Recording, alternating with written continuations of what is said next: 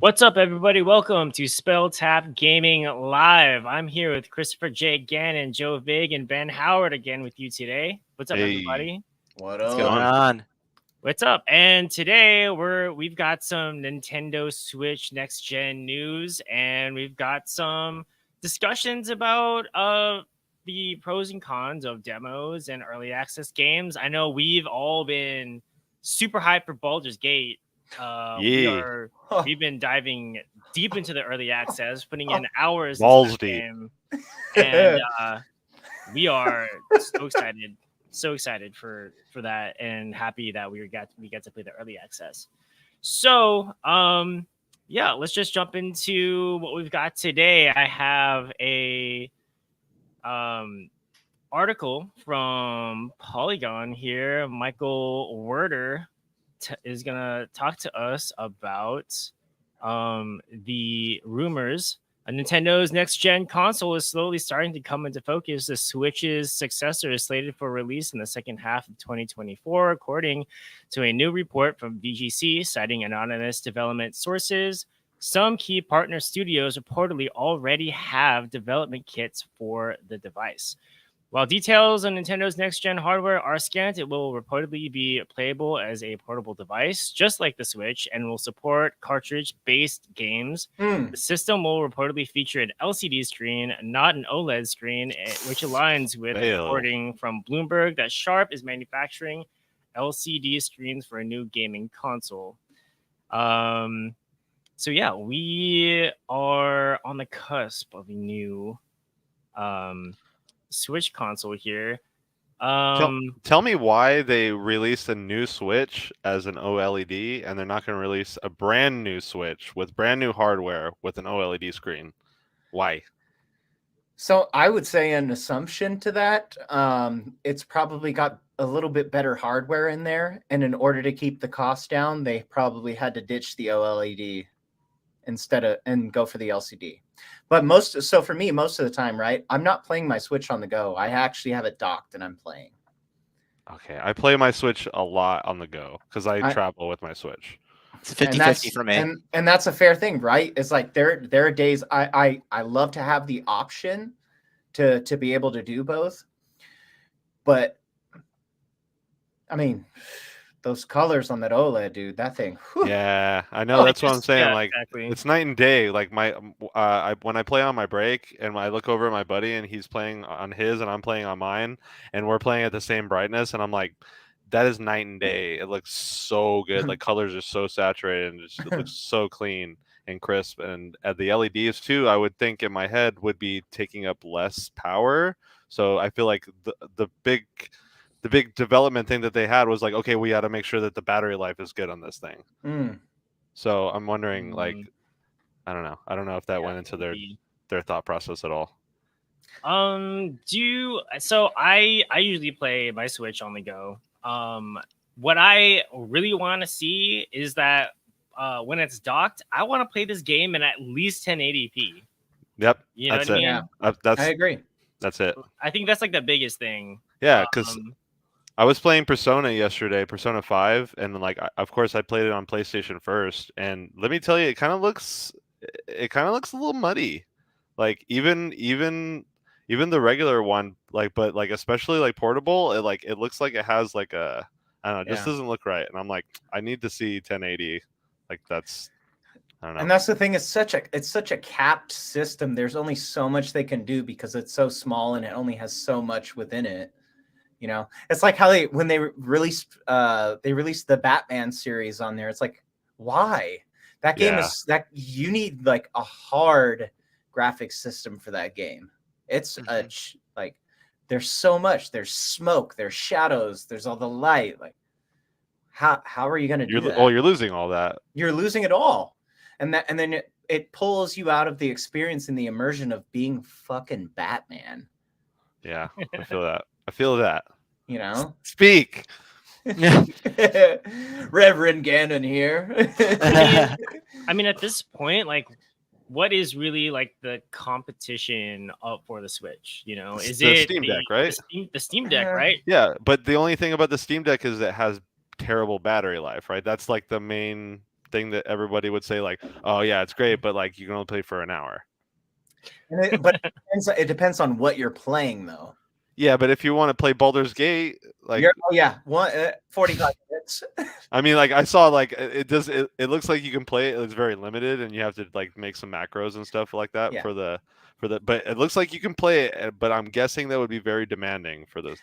This one guy pitched that to me, and he was like, "Hey, he's like, you could throw emulators on that. You play the thing 8 hours." And I'm like, "Yeah, but I'm like, I got systems that already have the emulators and all that stuff. Like, I want to play my PC games on the go." But I'm going to tell you, and bringing it back to Switch, the only thing I'm going to say this: the only thing that has really saved Nintendo is Mario. Yeah, and the games. Mario.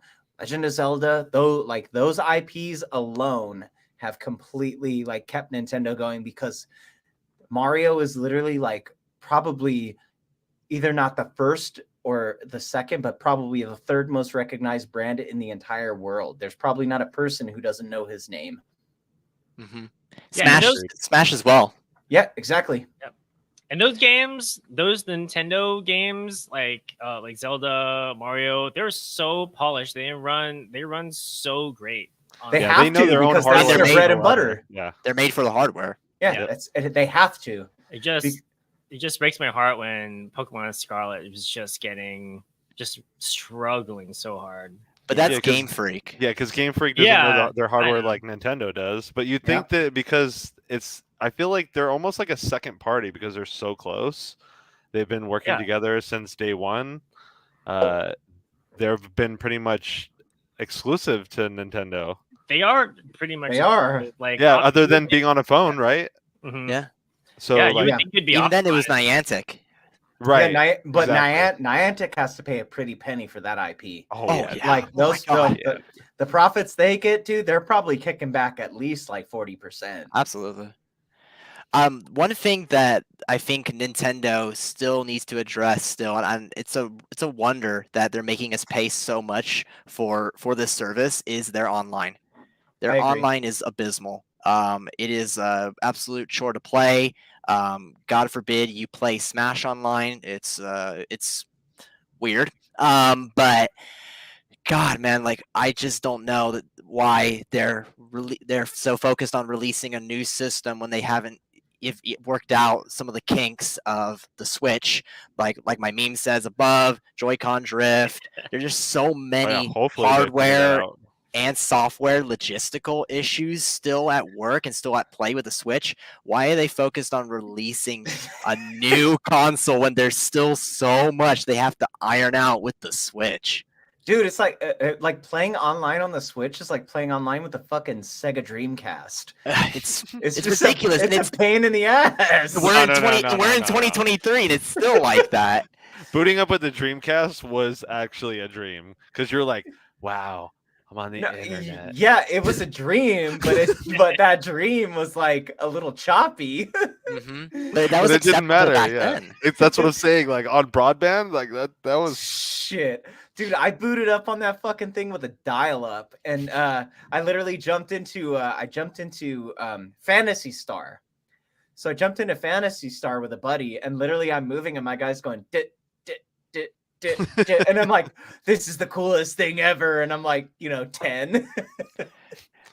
It was cool back in the day because I feel like that at the time it was still being developed and still being worked out at the time. But now we're in 2023 where today you can play massive graphically intensive games. And I maybe I'm wrong or maybe I'm right to hold Nintendo to that same standard. But you're right. Geez, like we're in 2023 and it still struggles to play online. Yeah. Wow. That is an issue. Well, that's Nintendo's never had an emphasis on being online, and it's wild because like one of their main IPs, which is Splatoon, is like online only, but it's like their online is trash. So it's like I wonder, like, what is it like for people that play Splatoon that actually like really like to play it? What is it like for people to play Splatoon competitively? That's what I'm saying. There's a huge competitive scene for it. I don't know how they get through. But remember, Nintendo doesn't really care about their communities when it comes to online play. So, like it's one of those things, right? It's like they have a game, they have a system that is graphically like dysfunctional, and then the online doesn't compensate for that. So you basically have a game that doesn't have the best graphics, and then the online also sucks. So what are you gonna do? It's like iron out those issues. At least fix the online, because I've said it from day one. I'll take a game, any game that doesn't look good graphically, but if the gameplay is there, I'm all in. But you're speaking on like every Nintendo game, because they never have had the most like best graphics, but the gameplay has always been like awesome. But if you make a game that has online capabilities, it should be the same as your gameplay. It should be smooth. It should work. Sometimes I feel like Nintendo fans have this weird feeling like we owe Nintendo something. And there's a bias. We really don't. We don't owe Nintendo anything. They owe us way more than that. They owe us a functional system. That's what they owe us. Yeah. There's $500. There's a total bias. There really is, because I would say I'm naturally a little biased with Nintendo just because Mario is my favorite IP of all time. Right. But at the same time, I will not look past being fucked. Yeah, I'm the same with Pokemon. Like, Pokemon Scarlet and Violet is not what I wanted it to be, and I will still defend it to some lengths, but I practice restraint with it sometimes. Yeah. But I'm still not perfect with it. But yeah, it's weird. Yeah. You got that one friend who's like, "Oh, this is the greatest game ever," and then you play it and you're like, "Dude, this game sucks." Like, that's me. Yeah, I don't know, man. You're pretty spot on with Baldur's Gate. Yeah, but you all hate me for dissing Mario RPG because you never fucking played it. You never played it. Because you haven't played it, dude. Just wait. All right, classic Nintendo, man. Was something. You got to play it, man. All right. Don't hurt my feelings. Do you think there'll be multiplayer? No. No. 100% single player experience. Yeah. Okay. So, all right. Say the Switch comes out next, like, holiday season. What is it? What is it that's gonna make you buy it at launch? Is it gonna be an exclusive game? Is it gonna be a console feature? Chris, why would you buy the next Switch next holiday season? What would make you go out and put in that pre-order? To be honest, I can't think of anything right now because I've got everything I need on the Switch. But again, I mean, that says a lot. But Mario being my favorite IP, if they come out with something that like releases with it, or even if they did like a Star Fox game, maybe. But they do an open world Star Fox game. Oh, dude, take my money. That would be fucking sick. Because like Nintendo's never. I mean, aside from like the Super Nintendo when they were killing it, their tech has never been above the rest. As far as like competition goes, it's their IPs that have always saved them, and that's what's always gotten my money. I'm a Mario fan. I love those when you see that only on Nintendo, that's where I'm like, okay, now I have to, because I have to play this. Like they don't give me a choice, and it's that type of marketing is what gets me, because they hit me in the heartstrings, Mm-hmm. I wonder if they're going to launch games that are going to be exclusive for the next console and but not like playable on the Switch. You know what I mean? They are. They are. It's just how it is. I mean, following the trends of like Xbox, PlayStation. Yeah, I can see them having backwards compatibility and like also like supporting 2 generations at the same time, and then slowly phasing out the Switch as the as whatever the Switch's successor like ages on. I don't know. It's interesting. It'll be interesting to see if they have 2 separate cartridges, if it's like the same size cartridge, if it just fits in there, Dude. like you know what I mean? Like it, If if it is totally backwards compatible, like to what extent?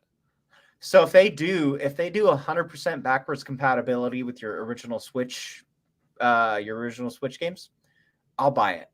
Because then hopefully it would have like 1080 at like in portable mode. So you're going to get a bit of an 4K and upscale. docked. Yeah. To play 4K and docked, would that make you want to buy it day one? No. To play in 1080 portable, would that make you want to buy it? Maybe, but Nintendo's never been my first priority, but I've always stuck with them because they've helped me through hard times. Like, you have an emotional attachment. I do. I feel you. I feel the same.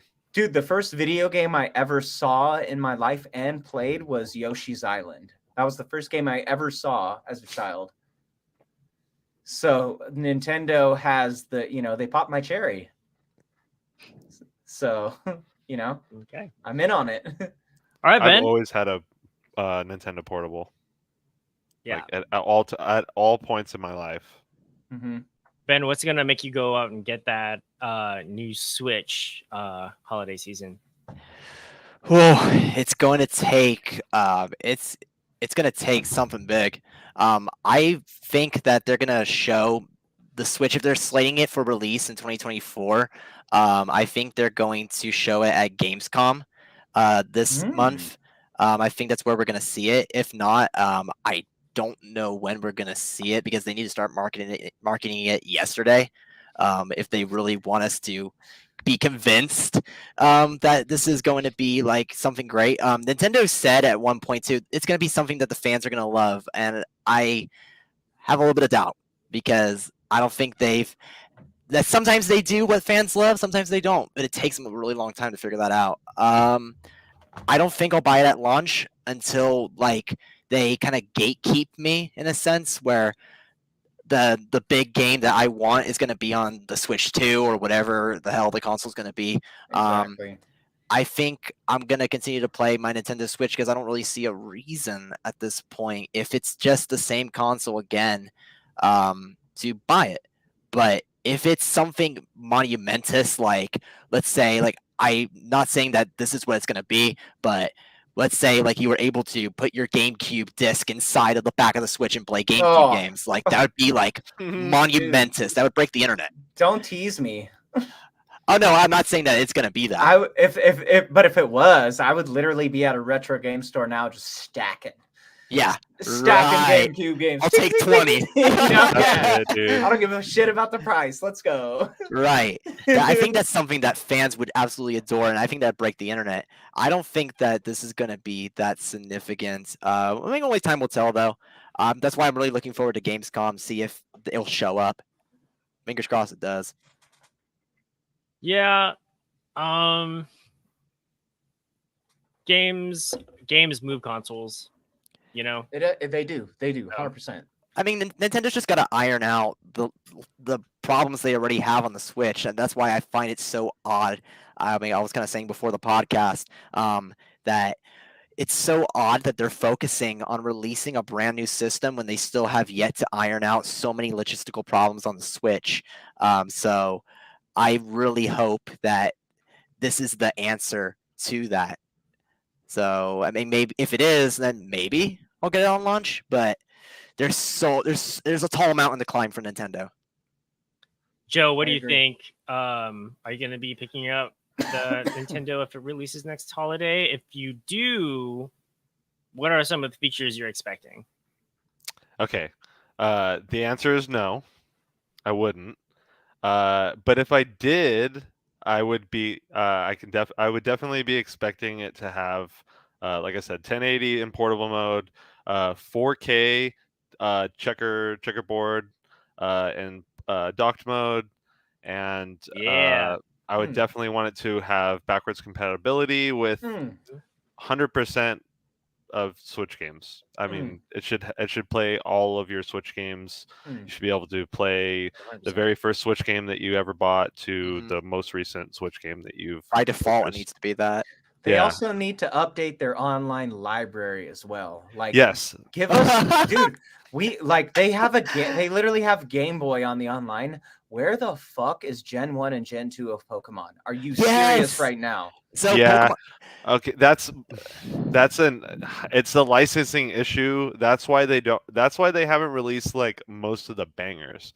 Because I know the big thing is like, okay, cool, like we would love to like release all of these, but unless it was like produced or published by Nintendo, they have to go through a lot of other companies to do all these things. Not that they don't have the money go through or wherewithal. That's what I'm saying. Like, they have the wherewithal to do all that stuff, but they're just like, I can tell that they're sitting on their thumbs on that. Thousands of subscriptions just from those 4 games alone. If you literally jump through the hoops, literally people would be like, oh, Gen 1 and Gen 2 are online. Like, guys would be like, oh, if they put Pokemon Yellow version on dude, can you imagine? People would lose their minds, dude. That's still my all-time favorite. If they can get Sora in Smash and they can go through those logistical jumping the shark to go to Disney, they can absolutely get Pokemon on the online service. And I'm so shocked it hasn't happened yet. Like Pokemon Stadium releasing without the backwards compatibility for Pokemon Red, Blue, and be able to transfer those Pokemon. Like people think that Stadium on the Switch is unplayable because of that. Dude, because so like me and a homie, right? We still to this day. He has gold, I have silver, and we still like meet up and we actually trade with Game Boy Colors, and we play Stadium 1 and 2 on the N64 because we can't play those on the Switch. Right. Like all you can use on the Switch is rental Pokemon. What is that? Yeah, there's no progression. You're not making an impact like when you originally play, right? Mm-hmm. And then, especially like if you catch a shiny, like, and then you can throw it into Pokemon Stadium too, dude. I mean, I think that was the whole point of Pokemon Stadium was to bring your Pokemon in to the 3D space. Yeah, mm-hmm. Dude. Speak. It's like Nintendo, come on, get your shite together. Dude, we have the money. We just want to give it to you. We literally just want to spend every cent we have. Come on, we're just trying to like recreate our childhood, but like way better. And I don't even want to eat. Against me. I'd rather buy Pokemon and not eat. Like, come on. I will totally like save up all my lunch money to make sure that I have this. But you have to give me what I want. Yeah, hook us up. I wonder if they hear us sometimes when we're like we've been talking about an F-Zero, a Star Fox, a Mother for for years, forever, dude. When is Mother 3 supposed to come out? Right, it's gonna be a launch game for the new Switch. That'd be something, man. Okay, that'd be crazy. That's an April. That'll make you buy a new Switch, or a new Switch 2. Maybe that's the play that they do. I'm not sure. Keeping it up their sleeve. For me, I echo pretty much everything you guys said. Everything Joe said about the 1080p on the screen. That'd be nice to get at least 2K on the TV. Sure, yeah, even like something. I play a lot of RPGs on my Switch. I would really love an SSD. I want faster load times. I want things to be like a little less blurry. Yes, that's what I'm saying. It seems cloudy, dude. Sometimes. Yeah, like I play games that have like insane graphical settings, and I look at my Switch sometimes. I'm like, this is like hurting my eyes. It looks like back in the day, like when they used to like put like Vaseline on the lens to like do like oh yeah, I don't know, some sort of like tricks and stuff for visual effects. Yeah, like, why am I? What's going on? I want to see some crisp grass textures. Yes, you know what I mean. I want to get cut by that grass. It's like those, and I hate doing this, man. It's like you'll play on a system that is so technically advanced, and then you'll play the same game on another one, and everything is missing. Like you're like, this isn't the same game. Like some of the gameplay will be the same, but it just doesn't suck you in like the newer stuff. Yeah, agreed. For the chat, I highly recommend you guys that are watching at home to check out this video essay on Nintendo called "The Sacrifices to the Church of Nintendo" by Emperor Lemon. Check it out. It's a really interesting perspective that you get on Nintendo, and it may change your point of view of Nintendo and your opinion of them. I highly recommend it, especially with what we're talking about here. Yeah, Nintendo's just holding Mario hostage along with Link, and you know, I feel that way with Star Fox. Microsoft needs to just make a power play and just buy up Miyamoto. That'd be wild. Just buy him up. It's like, come work for us. I heard there was like a rumor that Microsoft actually tried to acquire Nintendo. Yeah. Yeah, I've heard. And they're like, that. nah. And they like laughed them out of the room or something. Please. Like that. So they're like, get out of here, white man.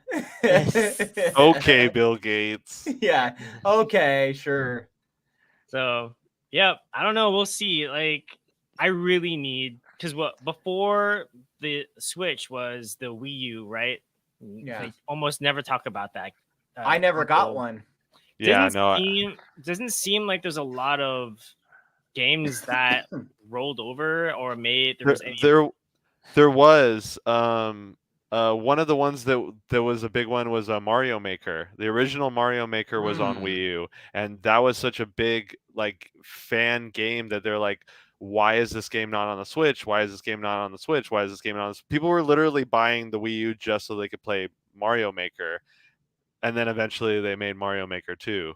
And now it's the hit that it is. Dude, Mario Maker is fucking awesome. Dude, the levels that people create on Mario Maker, like I legitimately on my break sometimes I'll just like go and I'll just watch it for like half an hour, because if I just want to just sit there with my freaking jaw open at like the amazing freaking... Dude, like, oh it's my, wild. I just can't believe like people will make these levels, and like the people or the guys who have played Mario World so much, who just know how it works, and they're just like, oh yeah, and they'll jump and do like the spin jump where they can like hop on the plants. They're and, juggling, like, yeah, like, where they're dude. juggling. True so alpha sick, chat dude. status. Yeah, like, like, dude, it's wow. like you're like the Mario god. They totally broke the game in the way that none of the developers who made the actual game ever intended. Yeah. It's just so wild. Yeah, it's insane. Like I guarantee you the developers' jaws drop too. And I think Mario Maker is a good example of giving your IP to your fans and just seeing what they do with it. Because that, I mean, the amount of amazing things that have come from Mario Maker and other things that they've taken from Mario Maker to go onto new actual like Mario games, it's the proof is in the pudding, you know. You know what would be crazy is if Nintendo released a Mario game that is just so hard, where you have to like put the hours into it to beat it, where it's like you have infinite lives, but you just have to put the time in order to get through it. You can get through it. It's just going to be really hard. Or they'd make it just like a roguelike where you just have to just keep dying and it's just punishing. Yep. Dude, I think it would hit because Mario's a blast. Yeah. You know, Mario Tennis, Mario Golf, Mario Kart. I think the thing about it though is that they're very protective of the way that Mario is presented in any light. Oh, yeah. And so if you have a Mario game that was very punishing, they'd be like, that's against like the image of Mario. It is because it's their what do you call it? Their poster boy. Their poster boy, their frontliner. Yeah. Literally. So I think that they're like, no, we can't have that image out of like a punishing Mario game where you're just getting wrecked. As much as I'm so on your thing, I would love for them to have that kind of like for them to be able to explore that kind of space, but they're so tied down to the image of what Mario is supposed to be. I think they would eventually do it if they started tanking. Like if they were literally hurting for money, then they would probably looking try for something. anything out. Yeah. Yeah, I think they would try it like that. It's like if Nintendo was about to go bankrupt and Miyamoto comes up and is like, "Yo, let's make the hardest Mario game ever made," and then they're like, "Okay, we'll try it." Sweet. And we'll make Advance Wars, but we'll change them all to Mario characters. Correct. Exactly. Do you guys remember the 3DS? I loved it. Loved it. Yeah, loved it. I didn't have the Still got 3DS, mine. but I had the DS, and let me tell you, that was one of the greatest systems. It is the greatest system sold in North America. I got headaches from the 3DS when I never used the 3D function. Oh, dude. Same Okay, here. so I used it all the time when I first got it, but after I started getting the headaches, I turned it off. But it was cool. You didn't have to wear 3D it was glasses, and it worked. Yeah, That's just made my wild. eyes kind of hurt a little bit. Yeah, But, exactly. it was I fun. loved playing games on the DS. Yeah. So the best game for me on that was I played Dragon Ball Z Attack of the Saiyans. Anyone ever play that? No. No. It's a turn-based RPG, but with Dragon Ball characters. Oh, that's so sick. It's rock solid, dude. It basically takes place from Dragon Ball all the way up to the end of the Saiyan saga, and it leaves open the opportunity for a second game, and they never made the second fucking game. But it was it was so good. It's literally, it scratches all those turn-based RPG itches and your anime itch at the same time. That's so sick. good. My anime itch. Yeah, your anime itch. I spent most of my time playing Advance Wars. Advance Wars, dude, that re-release on the Switch, chef's kiss all day. So good. I never played those ones. I only played Advance Wars 3. They're fantastic. Is it called Black Hole or right? Something like that? Yeah, the Black Hole Rising. Yeah, Black Hole Rising. Yeah, that's right. Something like that. Yeah, we played that on the flight to Hawaii. Yeah, I have fond memories. Dude, that was fun, dude. It was so hell epic. Yeah, playing 4 players with that was so much fun, dude. Were you guys playing on Advance or were you playing on the Switch? No, we were playing on Advance. No, was it? No, on the DS. I'm sorry, on the DS. Yeah, I should have been there. I should have been there. Yeah, it was sick on that flight. Advance Wars 1 and 2 remake, the one that just came out. Yeah, I never played those. Dude, they're killer. Those are on the previous. That was on the Advance. They were on the Advance. I played the second one, and I think I got to the very, very last. I think I did the exact same thing with the DS. I got to the very last mission, and the difficulty spike is just astronomical, dude. Yeah. It is so. It's almost unbeatable, dude. You cannot make any mistake, and like I don't want to look up exactly what to do. I want to try to figure it out because usually, like within like a couple times, I can figure out. Okay, like.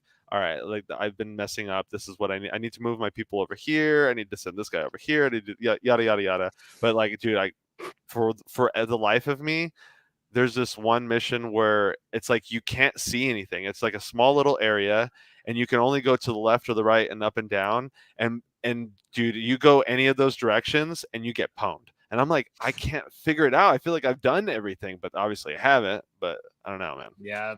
I think you had to like start over, right? If you didn't save it. Well, yeah. There was like a really. If you don't save it, of course you got to start over. I know, but I think it was like. It was like if you. Well, because if you like, if you were like going with this like particular strategy and it's just like not working, but you put in like 3 hours into the battle and it's just like I have to reset because I lost like all the units. Oh yeah, in that sense, yeah, you're like, oh yeah, I can't go back. Yeah. It's like Baldur's Gate 3. You try so hard and it just fails miserably, like after an hour and a half or 2 hours. And then you aggro on a goblin camp. Yeah, and then you just talk to the dude on the front door. Wait, you ran aggro? That was you. My heart bleeds. Remember when I aggroed that whole village? Yeah. Ben was like, let's charge! I'm like, okay, let's do this. Here we go. I did that too. When I started playing, I literally would just I would run in and I'd be like, well, they're upset that I'm trying to unlock this thing, so I'll just kill everybody. And then everybody attacks you and you just get stomped. And Ben's like, hold on, let's see this through. Let's Yeah. see. Let's see this fruit. Maybe Let's see- something cool will happen. Let's see how this plays out. Hold on Yeah, a second. exactly. Who's gonna fight you if you kill everybody? That's true. So tell us in the chat, in the comments, what are you looking forward to on the next Switch? What do you think the launch games are going to be? What kind of features are you hoping to get on there? And if you're going to pick it up next holiday if it comes out. Next up, we're going to be talking about demos and early access games. And I'll tell you right now, I am so happy that demos are making a comeback. Hell yeah, dude. I played so many demos recently. And, I feel like I've been a victim of overhype. Like a lot of games like Elden Ring and Diablo. Pristine copy on the shelf. And I should have. Did Diablo have an early act? They did Diablo, betas. They did betas. They did betas. But did they do a closed beta? Like you can only do it between a certain window? They did closed betas, and then I think they did or you're talking about Diablo 4, right? Yeah, I'm talking about I think they did a closed alpha, and then they did I think 1 or 2 closed betas, and then they did an open beta. So maybe that's not a good example because I had many opportunities to find out what I was getting myself into. Right. But Elden Ring, man, I wish there's the demo for that game because I would not have bought that game. I understand people like it. I just like it's Ryan, the gameplay loop of that is not. Ryan, do you want my copy? I have my own digital copy that I can't give away. So but I have a physical copy. Do you want it? Ryan, I feel like if you would have played Demon Souls, I could have let you borrow that, and you'd been like, "Yeah, I don't think I'm going to play Elden Ring." Yeah, I mean, it's just like everyone said that there was, what's his name, the writer from George R.R. R.R. Martin. He's like, oh yeah, he had like a big hand in this, and it's dude, like the narrative and all this. You're gonna listen to that guy, dude? Didn't you watch South Park? On it. Wiener, wiener, wiener, wiener. Dude, you can't trust that guy. That guy loves dick. I think he responded to that at a convention. Somebody asked him about the South Park episode. And he's like, they got it. He's like, South Park got it wrong. I don't like wieners. I like boobies. He was so he comes out and then his wiener's flopping around. And they're like, oh God. Nice. But yeah, I mean, it's just, I don't know. I just don't. It's not a game that like I wish I got the feel of it. Final Fantasy 16. I don't think I would have bought that game if I didn't play the demo. That demo totally sold me on that game. Agreed. And I'm so happy I got to try it out. Baldur's Gate 3 early access. They give you, they over time they added more and more stuff. And you were able to play like a pretty like good portion of the game. You can play so many hours just in the early access version of it, and it's pretty fun. And you get to obviously it has all the issues that early access games have, like people going through walls and falling, like the experience that Chris had the other day, where he just got crashing and just stuff like that. So I'm a big fan of early access. I do love demos because it gives you a nice little taste. But what early access really does is it paves the way for a fantastic game. Every game that I've ever played that was in early access and then it went on to their 1.0, it blows me away.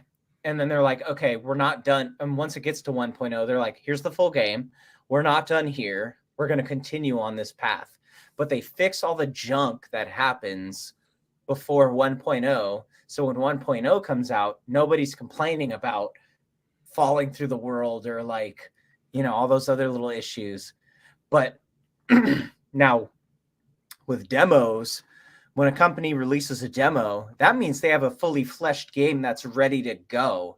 And they just want you to get a taste to see if you want to buy it. And that is awesome. I think all demos, or I think every single game out there should have a demo, especially if it's full fleshed. But if it's a not, AAA game, yeah, if it's there should be a AAA, demo. if it's AAA and you don't have a demo, get lost. Mhm. Like you should try to attract the right crowd to your game. Yeah. Because if you get the right crowd to your game, you're going to build a community, and that community is going to want to keep the game going. I think the way that the Final Fantasy did it with like being able to play the first 2 hours of that game, and I think within that first 2 hours, you knew 100% whether you were going to want to continue playing that game or not. And that's a long time for a demo. Like, dude, that 2 is hours is a solid. long time. Okay, granted, what I will say is that a majority of that was cutscenes. So Yeah. But that's 2 hours. but it's drawing you into the story, like, because that is an Yeah, it gets you important part of invested. the game. Did you play those like original PlayStation demo discs that had like the 8 Absolutely. games on Oh, them? yeah. Dude, yeah. Absolutely. like in those games, you got maybe 10 minutes or 15 minutes worth of gameplay on each game. Oh yeah, and you maximize that. Dude, I played the same demo like 10 times. How long did you play Yep. the warehouse thing for Tony Hawk? Oh, dude, over and Oh, over yeah. and over. I love Tony Hawk. It was like, because Did you guys- go Go ahead. ahead. Did you guys ever play Jumping Jack Flash? Yep, Yes, I love Oh, that one. love it, That was such a dude. great one. love Dude, it. apparently, like people hated that game. Yeah. Oh, I think it was It because didn't of make any sense. well, no, it's funny because if you go back and you play it now, you're like, okay, this is actually a pretty sick game. I think what people didn't like was the like aesthetic, and they were thinking it was like, oh, like we should be getting like a Mario like 64 Yeah. kind of game, and it was like, oh, this is totally not that. Yeah. Yeah, the Another demo. expectations were too high, but it's a good game. It is a great game. yeah, It was a great it's good. platformer. Yeah, I played man. Parappa the Rapper a lot. That was Bro. a game I played a lot. That's like one of the first rhythm games. Yeah. I Ridge love. Dude, Racer. I still play Parappa the Rapper. That game's hard, dude. Did you guys ever play that Street Lusion game? Which one? Yes. So it's like I think it's called luging, right? Where you're just like on this flat thing Is with it- like wheels, and you're like going. Oh, down, is like- it PS1? Was Yeah, it too PS1. extreme?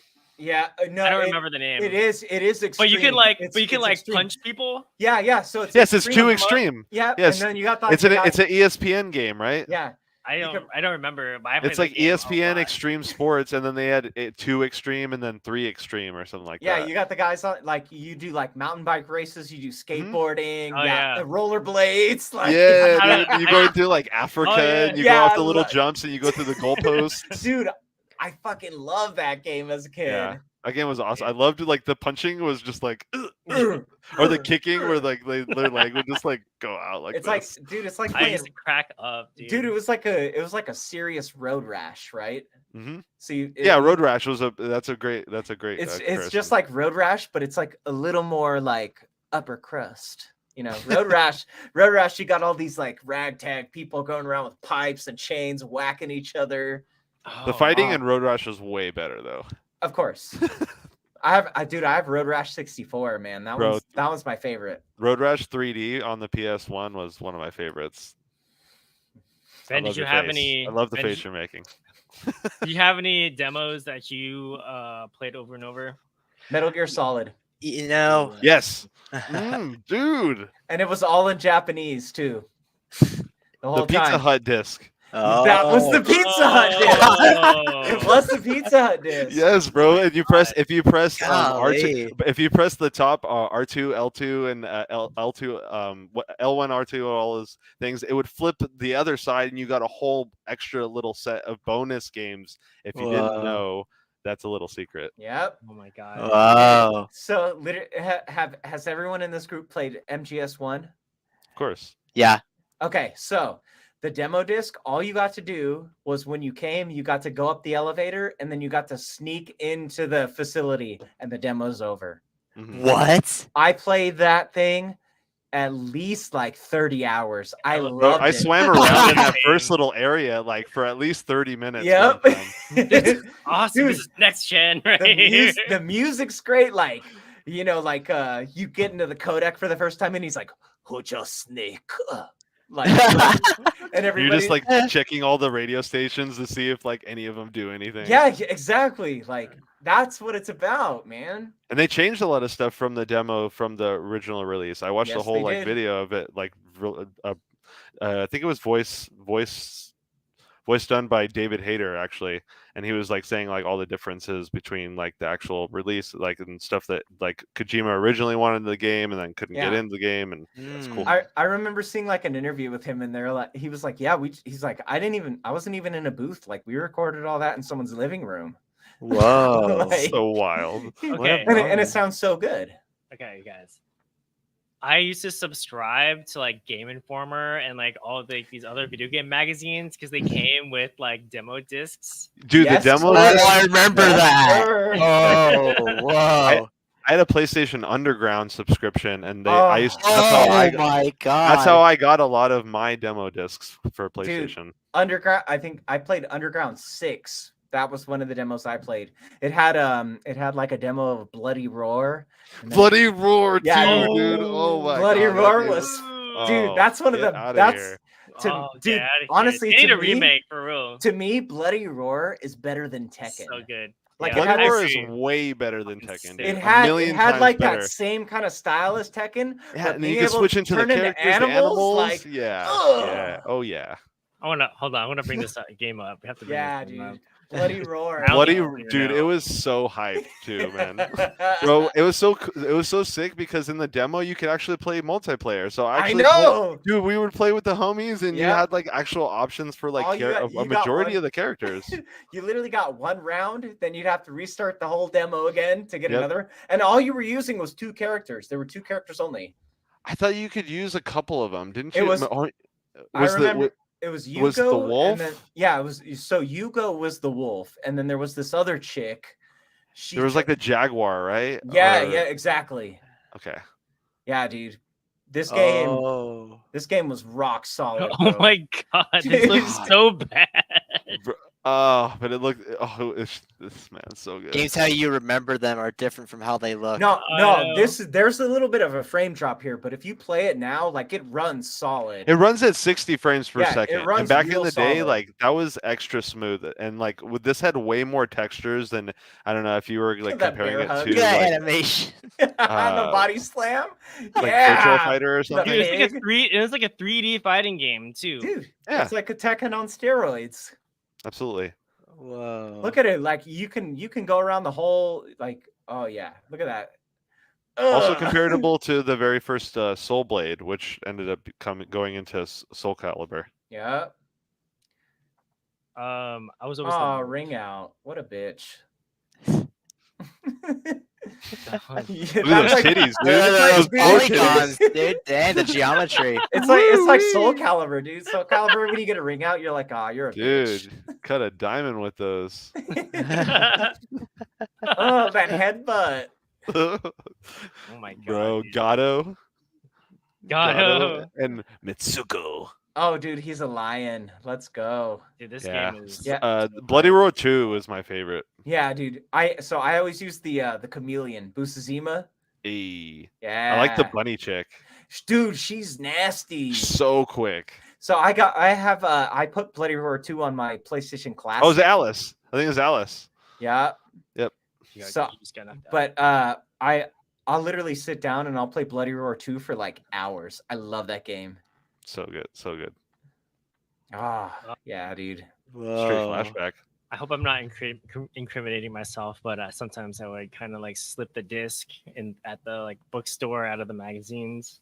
Oh, bro, I used to do that all the time with the Game Pro. Dude, haven't you ever heard of statute of limitations? Bro, that was way over 10 years ago. You're good. You ain't going to jail.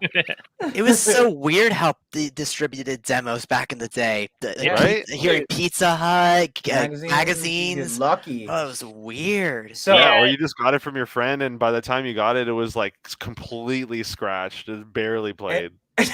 I know they would just like pull it out of the PlayStation and just set it on the floor like a bunch and it's like jerks. It never had it never had a case. So you're just just here you go. Most of them had cases, but they were those little flimsy like cardboard ones that you had to like slide it in. It was like and those would get scratched. Yeah, sleeve, and they would get scratched like all the time. So my demo disc came with my PlayStation when I got it as a kid. I remember. Yes, I do remember that one. I remember I got Crash Bandicoot and then a demo disc, and then the demo disc had like 4 games on it. I want to say it was like one of them was an F1 game. I think so. So mine came with the demo disc I got came with Metal Gear Solid, Gran Turismo. I think it was Gran Turismo. I'm trying to remember the other 2. Shit. I don't remember the other 2 because all I did was play Gran Turismo and MGS. I remember E3 was also another place you can get a lot of demos too. Dude, E3 needs to come back. Yeah. On a whole nother level. Or just do something else, you know? It's like it doesn't have to be E3. Just do a whole new gaming convention in LA. Summer Games Fest. Summer Games Fest. But like I don't know. I feel isn't that just a show? It's not like it's developing into more and more. Jeff Keighley is like putting more and more resources into it as it gains more and more relevancy. E3 lost its relevancy, I feel like, a while back. Yeah, especially when Nintendo pulled out and all that stuff. Everybody went off to do their own thing. Yeah, I mean, what it should be, what I want it to be, is like a festival for gaming. It's like, yeah, I feel you. Like what I wanted E3. He wants a Coachella of gaming. Yeah, that's what Ryan wants. Ryan just wants to go play video games during the day and then go dance and rave at night and do drugs.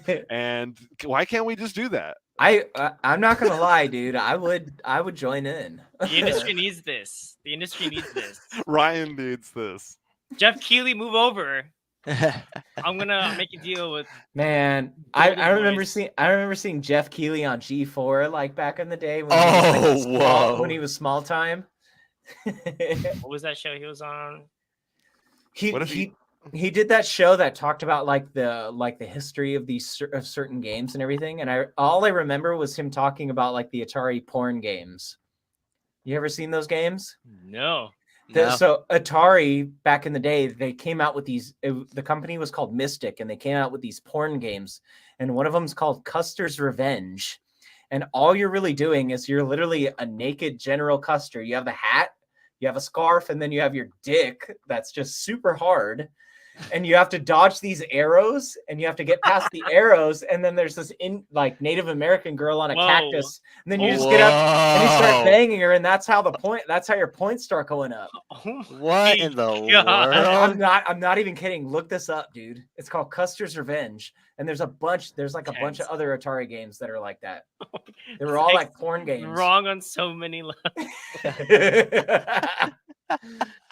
Atari trying to double dip, man. You know, but literally, so there's okay, I'm gonna give you one more before we move on, but there's this other one called Beat 'em and Eat 'em.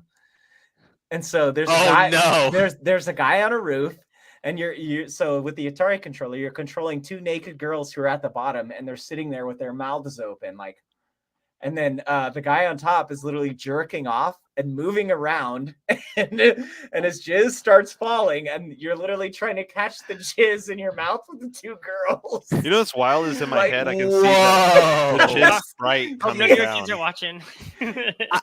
I don't believe that. The little jizz line. Ryan, pull it up. Ryan, pull it up. Wait, what's the game called? No. It's called Beat 'em and Eat 'em Atari. Oh, no way. I need to see this. I just want to see Ben's reaction. Actually, let's just do a reaction. Actually, just pull it up, just Ben.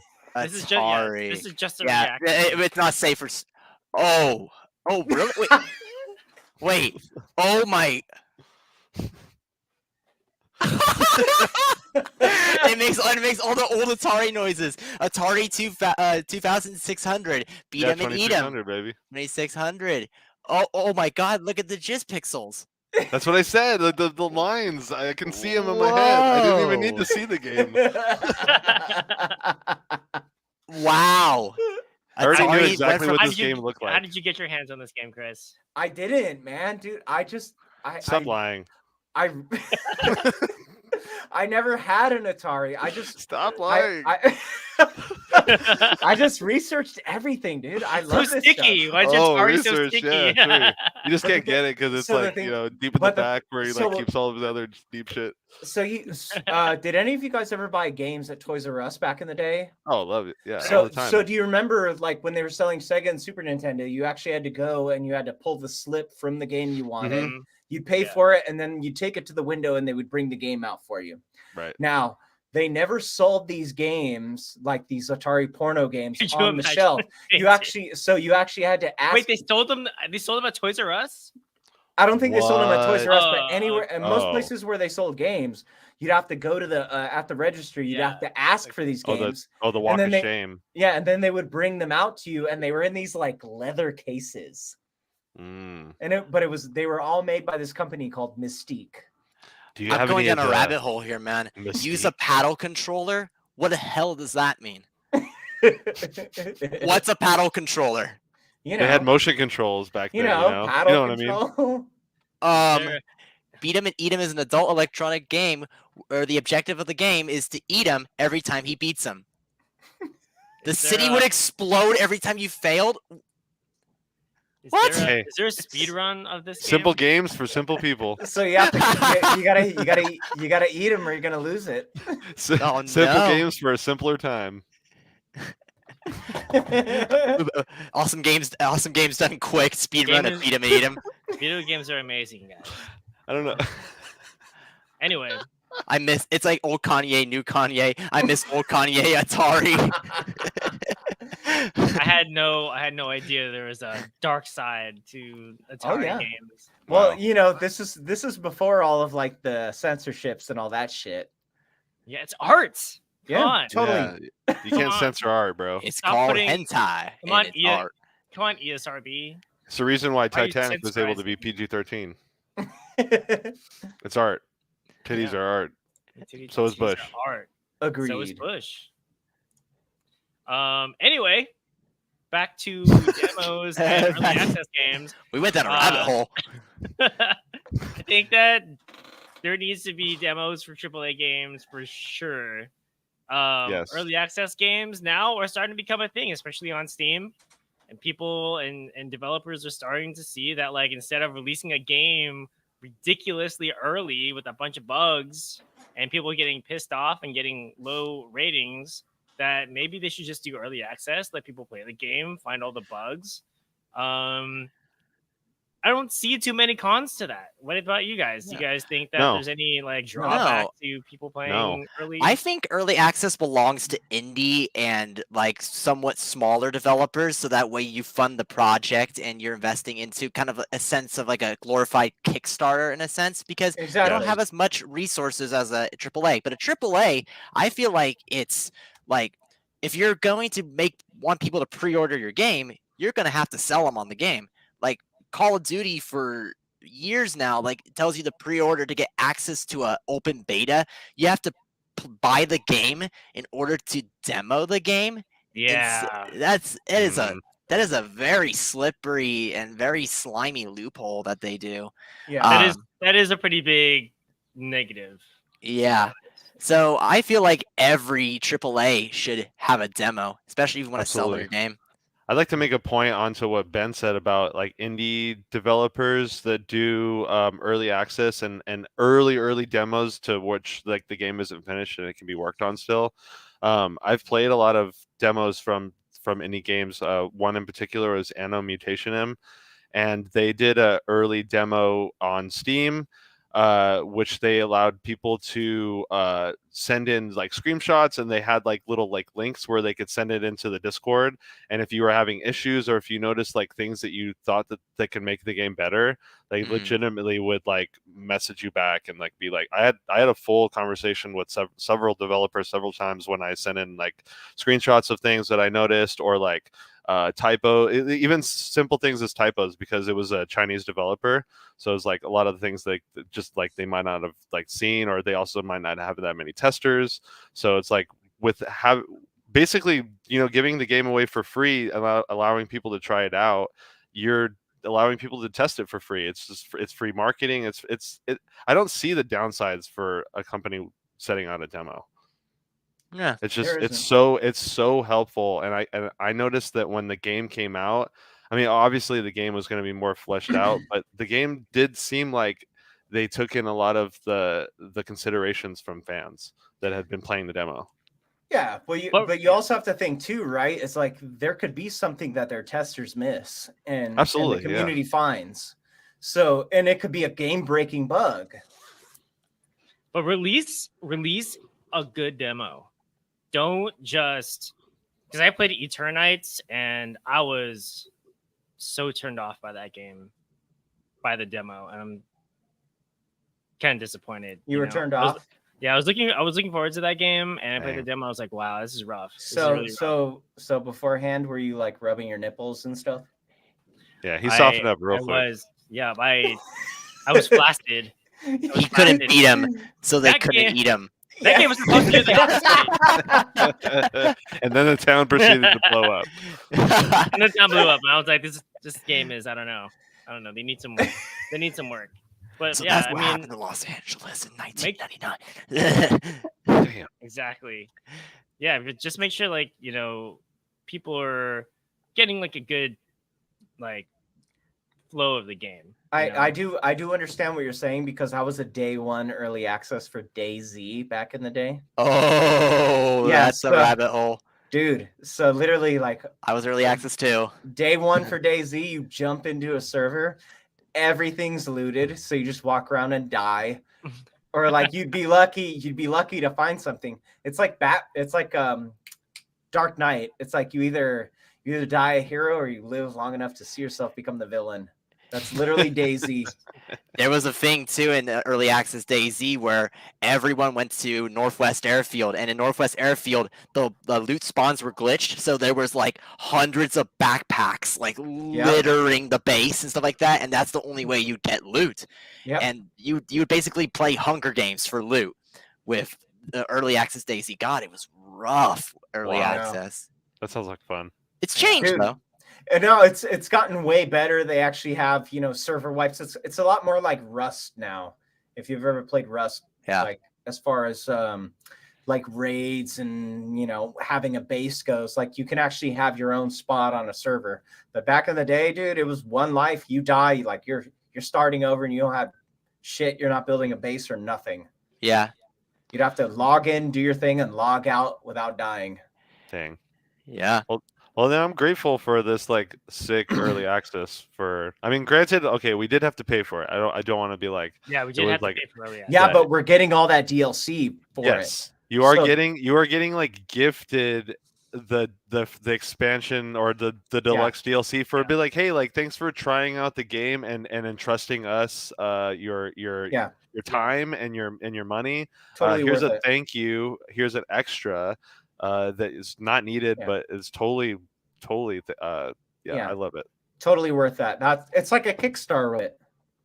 And like aside from like the small little glitches, the game is awesome. Absolutely. Yeah, and they're gonna fix it all. Definitely, they're gonna fix it. They probably already have it fixed. One thing I can possibly see developers maybe hesitating to release demos is maybe the spoilers. Maybe there's just things in the game that might spoil in the first 2 hours of a game. Like in the first hour of a game, like can you really give away like that much stuff? Oh, you can. I don't know. Someone's like, "Oh, I just played the demo of this game. They foreshadowed this, and they're like, damn it." Unless it was like a sequel and it like continued on from something, but it's like as soon as they play that thing, someone plays that thing day one, that thing's gonna be spoiled anyways. You know, I'm sure they can make it into a section where it's like, oh, it doesn't really even matter.